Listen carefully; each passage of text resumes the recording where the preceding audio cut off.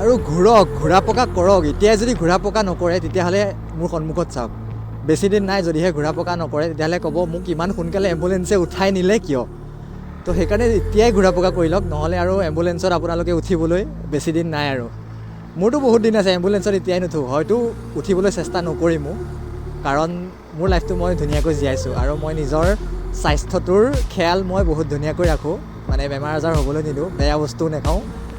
তো বছ সিমানেই। তো ঘূৰা পকা কৰক, নহ'লে এম্বুলেঞ্চত উঠিবলৈ বেছি টাইম নাই আপোনালোকৰ। সদায় মনত এটাই কুৱেশ্যন কৰিব আপোনালোকে যে পৃথিৱীখনলৈ মই আহিছোঁ কিয়।